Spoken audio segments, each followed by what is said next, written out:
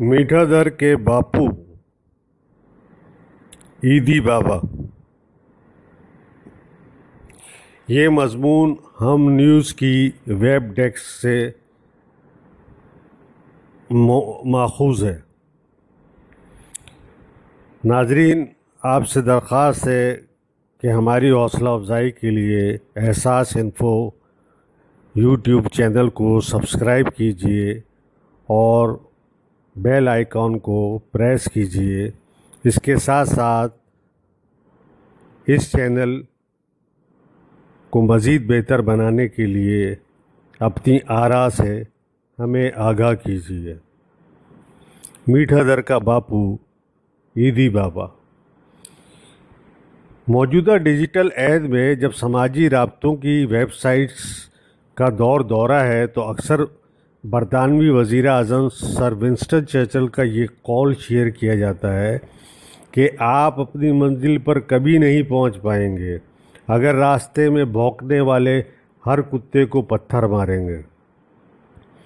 آج کی نئی نسل کو یہ قول تو یاد ہے، لیکن انہیں نہیں معلوم کہ 1930 کی دہائی میں عبدالشکور نامی ایک شخص نے اپنے کم عمر بیٹے کو ایسی ہی نصیحت کی تھی کہ مخالفین کو نظر انداز کرو اور اپنی مہم جاری رکھو۔ کم عمر بیٹے نے باپ کی اس نصیحت پہ ساری زندگی عمل کیا اور دنیا کے لیے ایک مثال بن گیا۔ عبدالشکور کی اہلیہ نے اپنے بیٹے کی تربیت اس انداز سے کی کہ روز اسکول جانے کے لیے اسے دعائیں دیتے ہوئے کہتی تھی کہ ایک آنا تمہارے لیے اور ایک آنا کسی ضرورت مند کے لیے۔ بھارتی ریاست گجرات کے علاقے باٹوا میں رہنے والے ایک غیر معروف عبدالشکور کی اہلیہ کی یہ نصیحت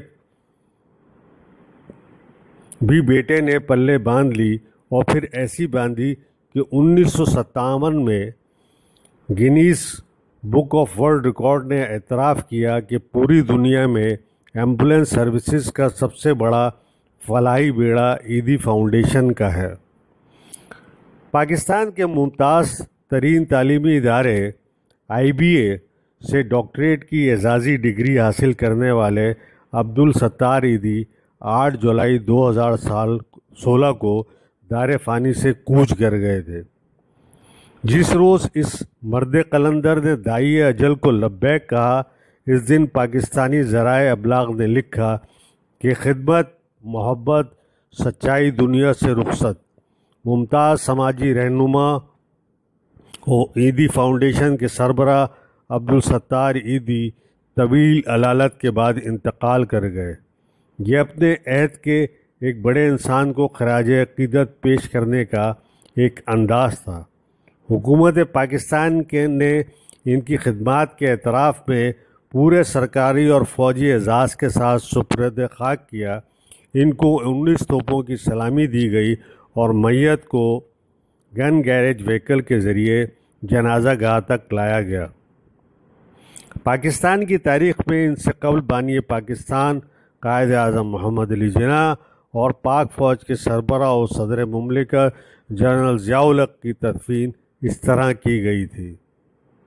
عبدالستار عیدی کے متعلق یہ کہنا قطعی غلط نہیں کہ ان کی ہر سانس دکھی و تکلیف زدہ انسانیت کی مدد کے لیے وقف تھی۔ وہ ناداروں و ضرورت مندوں کی کفالت کرتے تھے تو لاوارث بچوں کو گوشہ عافیت مہیا کرتے تھے۔ انہوں نے ایسے بزرگوں کو گھر فراہم کیا تھا جنہیں ان کی اپنی اولاد بوجھ محسوس کرتی تھی۔ وہ ان مریضوں کے ساتھ خوش و خرم رہتے تھے جو کسی نفسیاتی عارضے میں مبتلا تھے اور یا پھر پیدائشی طور پر ذہنی معذور تھے۔ انسان تو انسان، عبدالستار عیدی نے سپر ہائی وے پر ایسے جانوروں کی دیکھ بھال کے لیے بھی باقاعدہ اسپتال اور رہائش کا بندوبست کیا ہوا تھا جنہیں ان کے مالکان ناکارہ یا بیمار دیکھ کر سڑکوں پہ چھوڑ دیا کرتے تھے۔ یہاں یہ کہنا غلط نہیں ہے کہ عبدالستار عیدی نے اپنی زندگی میں فلاح انسانیت کے حوالے سے جتنے بھی کام انجام دیے، اس میں ان کی بھرپور اور مکمل مدد و معاونت ان کی اہلیہ بلقیس عیدی نے کی۔ گجرات کے ایک میمن خاندان سے تعلق رکھنے والے عبدالستار ایدھی نے قیام پاکستان کے بعد ہجرت کی اور میٹھا در کراچی کو اپنا مسکن بنایا۔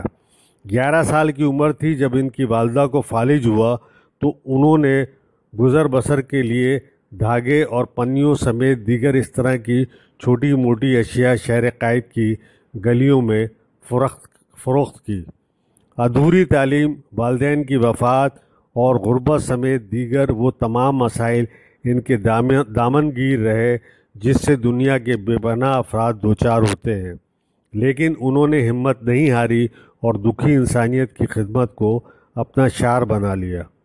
ایدھی فاؤنڈیشن کے نام سے ایک بڑا فلاحی ادارہ قائم کرنے والے ڈاکٹر عبدالستار ایدھی نے اپنے فلاحی کام کا باقاعدہ آغاز 1951 میں چھوٹی سی ڈسپنسری قائم کر کے کیا تھا جو صرف 5,000 روپے سے شروع ہوئی تھی۔